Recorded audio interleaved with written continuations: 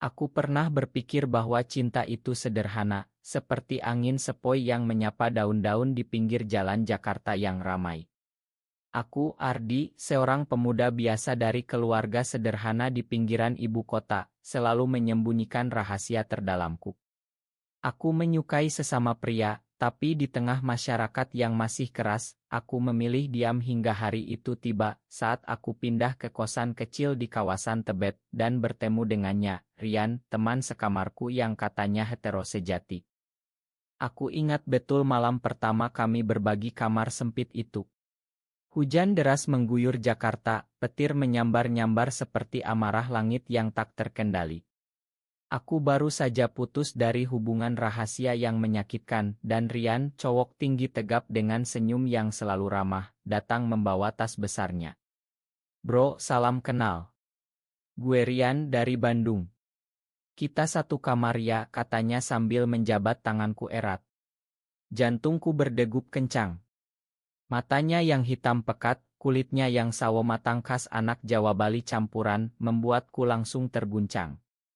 Tapi aku pura-pura biasa saja. Hari-hari pertama berlalu dengan canggung. Kami kuliah di universitas yang sama, jurusan teknik, jadi sering pulang bareng naik kereta komuter yang penuh sesak. Rian selalu cerita tentang mantan pacarnya, cewek-cewek cantik yang pernah dekat dengannya. Gue suka yang manis, bro.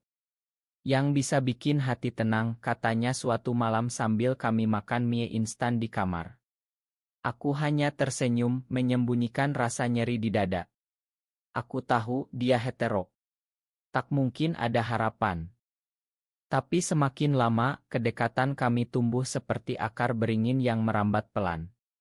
Kami sering begadang belajar bareng, tertawa lepas saat nonton film horor Indonesia yang konyol, atau saling curhat saat lelah setelah magang. Rian orang yang hangat, selalu peduli. Saat aku sakit demam karena kehujanan, dia yang merawatku, mengompres dahi, memasak bubur sederhana. Lo jangan sok kuat terus, Di. Gue ada kok, bisiknya lembut. Saat itu hatiku bergetar hebat. Aku jatuh cinta dalam-dalam. Suatu malam, setelah pesta ulang tahun teman kampus, kami pulang mabuk ringan. Jakarta masih ramai meski sudah larut. Di kamar, Rian tiba-tiba memelukku dari belakang saat aku sedang ganti baju. Lo teman terbaik gue, Di, katanya, napasnya hangat di leherku. Tubuhku membeku. Aku ingin balas memeluknya, tapi takut. Aku tahu ini hanya persahabatan baginya. Tapi kenapa hatiku begitu sakit? Aku berbaring di kasur sempit, menatap langit-langit kamar yang remang, air mata mengalir pelan. Besok semuanya harus biasa lagi. Tapi rahasia ini semakin berat kutanggung sendirian. Waktu berlalu cepat di kosan kecil kami. Jakarta dengan hiruk-pikuknya menjadi saksi bisu perasaan yang semakin membara di hatiku. Setiap pagi aku bangun lebih dulu membuat kopi hitam untuk Rian. Dia selalu tersenyum lebar saat menerimanya. Makasih ya, Di. Lo emang sahabat terbaik, katanya, tapi kata sahabat di itu seperti pisau yang menusuk pelan. Aku ingin lebih dari itu, tapi bagaimana mungkin? Rian sering cerita tentang rencananya menikah dengan cewek idamannya nanti, punya anak, hidup normal seperti orang tua kami. Konflik mulai muncul saat aku tak sengaja bertemu lagi dengan mantanku, cowok dari kampus lain yang pernah menyakitiku. Kami bertemu di kai dekat kampus, dan dia mencoba mendekat lagi. Aku tolak, tapi Rian melihatnya dari kejauhan. Malam itu, dia marah besar. Lo kenapa sih deket-deket sama cowok itu lagi? Dia kan udah nyakitin lo, bentaknya saat kami di kamar. Matanya memerah, seperti cemburu. Hatiku berbunga, tapi aku sadar itu hanya karena dia peduli sebagai teman. Kami sering jalan-jalan ke tempat-tempat sederhana di Jakarta untuk melepas penat. Ke Ancol saat akhir pekan, duduk di tepi pantai melihat sunset yang jingga. Atau ke Taman Suropati bersepeda santai sambil makan jagung bakar. Di sana, Rian sering cerita masa kecilnya di Bandung tentang mimpi-mimpinya. Aku mendengar dengan hati penuh cinta, tapi selalu menyembunyikan. Lo pasti bakal jadi suami idaman cewek manapun, Ri, kataku suatu kali, pura-pura bercanda. Dia tertawa, tapi tatapannya aneh, seperti ada yang disembunyikan. Puncak kedekatan kami saat libur panjang. Kami memutuskan road trip ke Bogor, naik motor pinjaman. Hujan deras lagi, kami basah kuyup, akhirnya berteduh di ila kecil yang disewa murah. Malam itu, api unggun kecil kami nyalakan di halaman. Rian minum bir kaleng, aku ikut sedikit. Obrolan semakin dalam. Gue pernah mikir, kalau gue nggak suka cewek, mungkin gue bakal sama lo aja, katanya tiba-tiba sambil tertawa, tapi suaranya gemetar. Aku terkejut, jantung berdegup kencang. Bercanda lo, jawabku, tapi dalam hati berharap itu serius. Kembali ke Jakarta, semuanya berubah pelan. Rian semakin sering memelukku, alasan dingin ya atau capek. Sentuhannya membuatku gila. Tapi aku takut mengakui. Hingga suatu malam, setelah pertengkaran kecil karena aku telat pulang, dia menarikku ke pelukannya. Jangan pergi lagi, bisiknya. Aku menyerah, masuk ke pelukannya, merasakan hangat tubuhnya. Tapi saat itu aku masih tak tahu apa yang akan terjadi selanjutnya. Hari-hari berikutnya seperti mimpi yang rapuh. Rian semakin sering menunjukkan sisi lembutnya yang tak biasa. Kami masih berpura-pura biasa di depan teman-teman, tapi di kamar, pelukannya semakin lama. Lo nyaman ya sama gue, tanyanya suatu malam, saat kami berbaring berdampingan di kasur sempit. Aku mengangguk pelan, tak berani bicara. Hatiku penuh harapan, tapi juga ketakutan. Di Indonesia ini, cinta seperti milikku masih dianggap salah oleh banyak orang. Konflik besar mulai muncul saat keluarga Rian datang berkunjung dari Bandung. Ibunya, seorang wanita saleh yang sering ke masjid, langsung bertanya tentang pacarku. Ardi ini baik ya, nak. Kapan kamu bawa pacar cewek ke rumah, katanya pada Rian. Rian tersenyum kaku melirikku sekilas. Malam itu setelah mereka pulang, Rian diam saja. Aku tahu dia gelisah. Gue hetero, Gue suka cewek, katanya tiba-tiba, suaranya dingin. Hatiku hancur berkeping-keping. Aku mulai menjauh, pura-pura sibuk kuliah. Tapi Rian tak biarkan. Dia mengejarku, memaksa bicara. Lo marah ya? Gue bingung, Gue nggak ngerti perasaan gue sendiri. Pengakuan itu membuatku menangis. Kami berpelukan lagi, kali ini lebih dalam. Tapi rahasia ini semakin berat. Teman kampus mulai curiga, bisik-bisik saat kami lewat bareng. Jakarta yang toleran di permukaan, tapi dalamnya masih penuh prasangka. Suatu hari, pengkhianatan datang dari orang tak terduga. Teman dekat Rian yang diam-diam cemburu pada kedekatan kami, menyebarkan gosip bahwa kami lebih dari teman. Keluarga Rian marah besar, meneleponnya, menyuruh pulang ke Bandung. Jangan deket-deket sama Ardi lagi. Itu dosa, teriak ayahnya lewat telepon yang kudengar samar-samar. Rian menangis di kamar, memelukku erat. Gue takut kehilangan lo, bisiknya. Saat itu aku tahu dia juga jatuh cinta, meski dia hetero. Kami memutuskan kabur sejenak ke Yogyakarta, naik kereta malam. Di sana, di tepi pantai Parangtritis, kami duduk berdua melihat ombak ganas. Bibir lo manis, bisik Rian tiba-tiba saat angin malam menerpa. Dia menciumku pelan, pertama kalinya.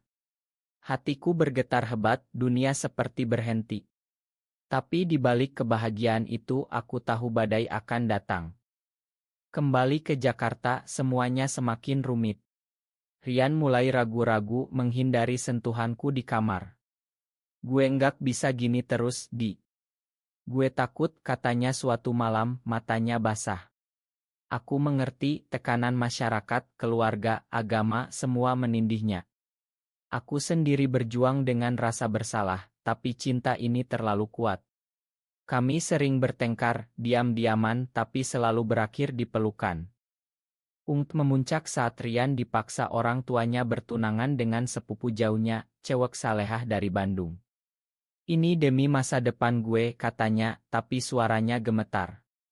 Aku hancur, tapi pura-pura mendukung. Malam sebelum tunangan dia datang ke kamar, memelukku erat. Ini terakhir ya, bisiknya, air mata mengalir. Kami berpelukan sepanjang malam, tanpa kata, hanya isak tangis. Pengkhianatan terasa saat dia benar-benar pergi ke Bandung. Aku sendirian di kosan Jakarta terasa dingin meski panas. Aku mencoba move on, kuliah, kerja party medikai. Tapi setiap malam, kenangan Rian menghantuiku. Hingga suatu hari, dia kembali, wajahnya pucat. Tunangannya batal, Gue enggak bisa bohongin diri sendiri lagi. Dia jatuh ke pelukanku, menangis. Ternyata dia memilihku meski tahu konsekuensinya berat.